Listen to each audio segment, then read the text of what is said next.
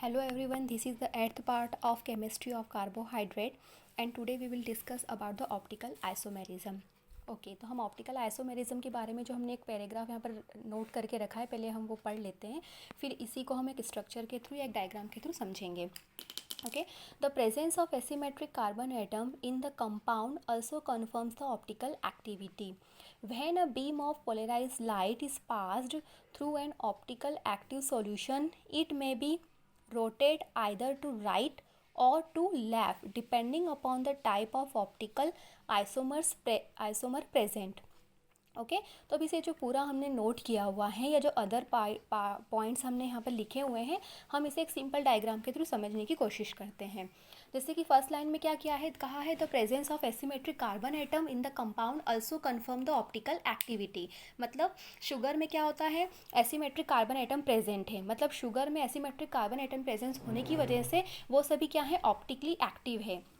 Okay क्या है, optically active. जब भी हम उससे किसी प्लेन पोलराइज लाइट को पास करेंगे तो वो लाइट को या तो राइट हैंड साइड में रोटेट कर देंगे या फिर लेफ्ट हैंड साइड में रोटेट कर देंगे. ओके तो इसे हम इससे समझेंगे. जैसे हमने यहाँ पर दो सॉल्यूशन बनाए हुए हैं. एक जो फर्स्ट सॉल्यूशन है वो है ग्लूकोज का सॉल्यूशन. ठीक है, हमने ग्लूकोज का सॉल्यूशन बनाकर रखा है और जब इस सॉल्यूशन से प्लेन पोलराइज लाइट को पास किया तो ग्लूकोज सॉल्यूशन ने क्या किया, इस लाइट को किस डायरेक्शन में रोटेट कर दिया है, राइट डायरेक्शन में रोटेट कर दिया है, राइट हैंड साइड में रोटेट कर दिया है, या हम कहें क्लॉकवाइज रोटेट कर दिया है. ठीक है, तो इस रोटेशन को हम क्या कहते हैं, डेक्स्ट्रो रोटेटरी. क्या कहते हैं, डेक्स्ट्रो रोटेटरी. और इसे डिनोट कैसे किया जाता है, स्मॉल डी से या प्लस साइन से.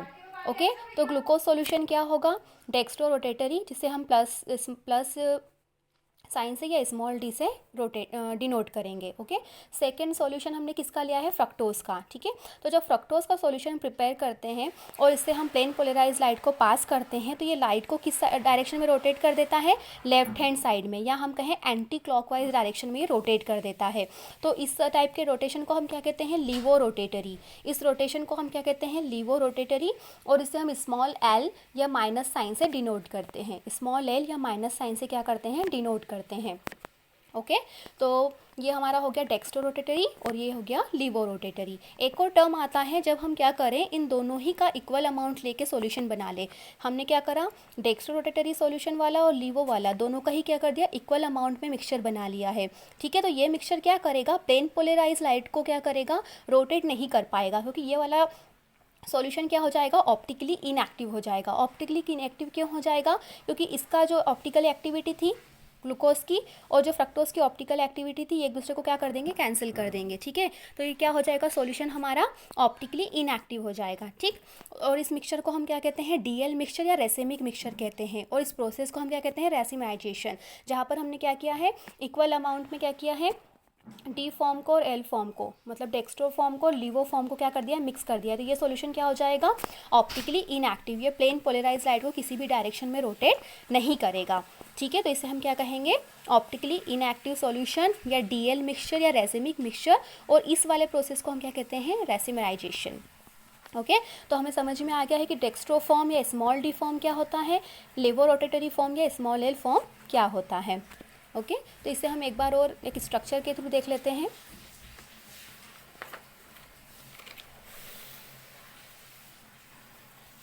ठीक, जैसे ये वाला स्ट्रक्चर है ग्लूकोज का. ठीक है, तो ग्लूकोज के स्ट्रक्चर में क्या है, ये डी फॉर्म में है, क्योंकि ग्लूकोज क्या करता है, प्लेन पोलराइज लाइट को राइट हैंड साइड में या क्लॉकवाइज रोटेट करता है.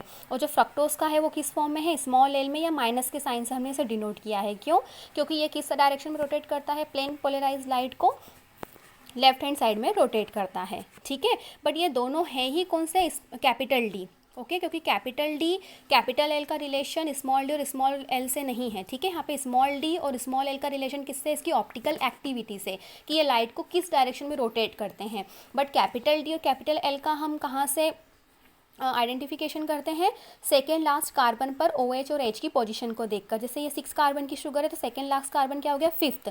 ठीक है, तो यहाँ पर OH राइट हैंड साइड पर है इसलिए डी फ्रक्टोज है. यहाँ पर भी क्या है, OH राइट हैंड साइड पर, ये क्या है, डी ग्लूकोज है.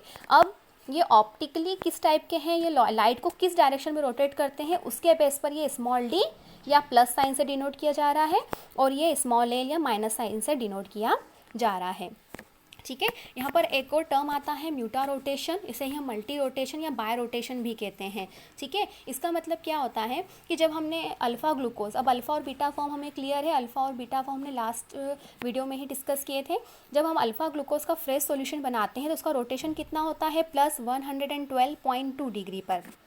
ओके और बीटा ग्लूकोज का भी जब हम फ्रेश सॉल्यूशन प्रिपेयर करते हैं तो इसका भी रोटेशन कितना होता है, प्लस 18.7 डिग्री। ओके इनका जब फ्रेश सॉल्यूशन बनाते हैं, बट जब कुछ टाइम के लिए इन सॉल्यूशंस को रख दिया जाता है, अल्फ़ा सॉल्यूशन का आपने सॉल्यूशन प्रिपेयर किया, पहले उसका रोटेशन इतना था, बट कुछ टाइम के बाद कितना हो जाता है, प्लस 52.7। वैसे ही बीटा का फ्रेश सॉल्यूशन पे इतना था, बट कुछ टाइम रखने के बाद कितना हो जाता है, ये भी प्लस 52.7। तो ये दोनों ही अल्फ़ा फॉर्म और बीटा फॉर्म कुछ टाइम के बाद कहाँ पर आ जा रहे हैं, इक्विलिब्रियम पर आ जा रहे हैं। ठीक है, कहाँ पर आ जा रहे हैं, इक्विलिब्रियम पर। तो इसे हम क्या कहते हैं, म्यूटा रोटेशन इक्विलिब्रियम।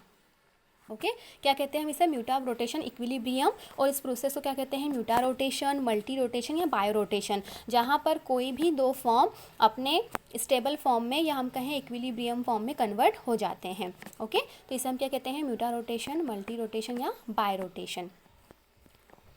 Thank you.